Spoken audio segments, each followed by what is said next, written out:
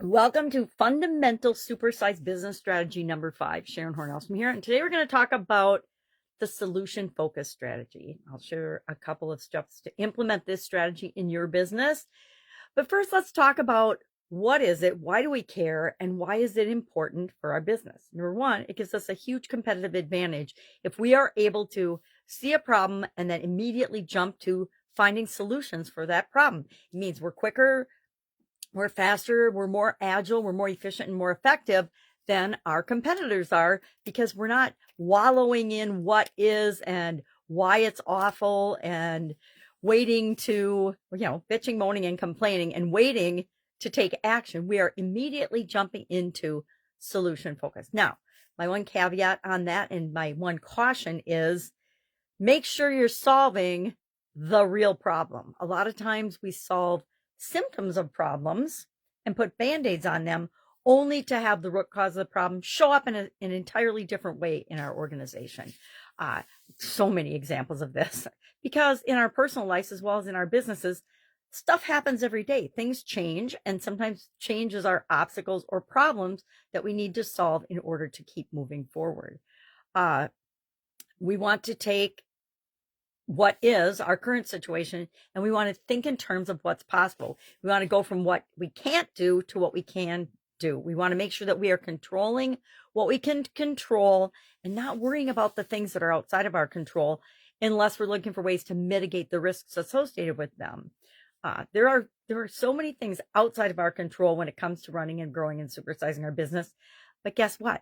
There are just as many things in our control. There's as many things we can do as that we can't do. We just have to get resourceful and creative in focusing on what's possible. So what is a process for doing that? Number one, make sure we're looking at the root cause of the problem. I say that a lot because so often I work with organizations that are coming to me to help them solve a problem, only to find that that isn't the real problem. And a lot of times they can't even see the real problem. Have you ever been in a situation where you're so close to that situation that you just have blinders on and you can't even see what the problem is? Happens in our families as well as our businesses all the time. And sometimes we just need an outside set of eyes that says, okay, I hear what you're saying. I see what you're saying. I see the evidence of that, but what about this? Could this possibly be what's really going on? What's happening? A lot of times it's lack of something that's required to solve the problem. It's not usually, resources might be time, energy, and talent, but it's often not the thing that people think it is. A lot of times businesses blame their customers for things, and it's really not the customer's fault whenever we have a problem in our business, right? They are our solution by buying our products and services. So the first thing we want to do is, after we identify the root cause and make sure we're solving the right problem, not just the symptoms of a problem, we want to reframe that challenge or problem into an opportunity. Every problem that comes our way in our businesses and in our life, incidentally, is for us, for our benefit.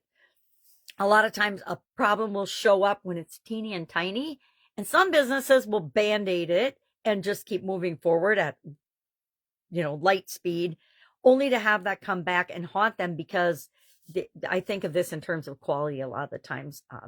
We'll say, okay, we're going to throw this product out there and see what happens. Well, sometimes that can actually kill an entire product, an entire business, an entire line, if we don't pay attention along the way to how we're rolling out new products and things. The whole minimum viable option philosophy is one that just makes me cringe. We do it with so many things in the world. We do it with vehicles, right? How many people have ever had a vehicle that's had a recall on it? Because they make it, they sell it, they know there's something wrong with it when they ship it out the door, but they also know that they're going to, when they get the parts they need, or when something turns up, or when people have a failure, they know they're going to have a recall and fix those things. Happens in the automotive industry. It happens in the food industry, which is a nightmare in my opinion.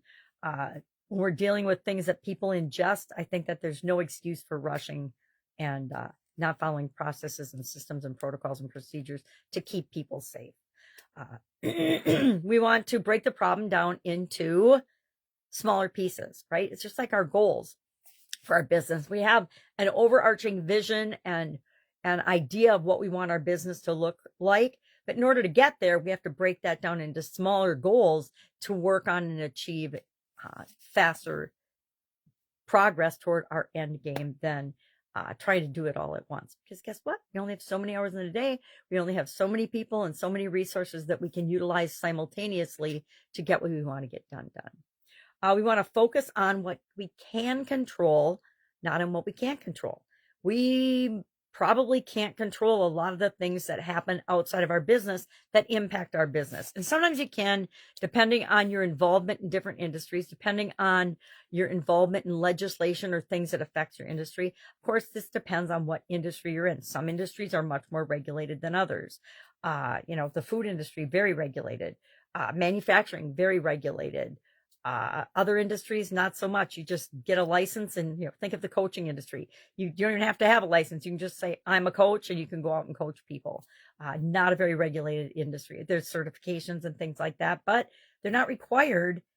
Like if you're a doctor or a lawyer or a nurse or whatever, or an engineer, some things require advanced education and proof of that. Others, not so much.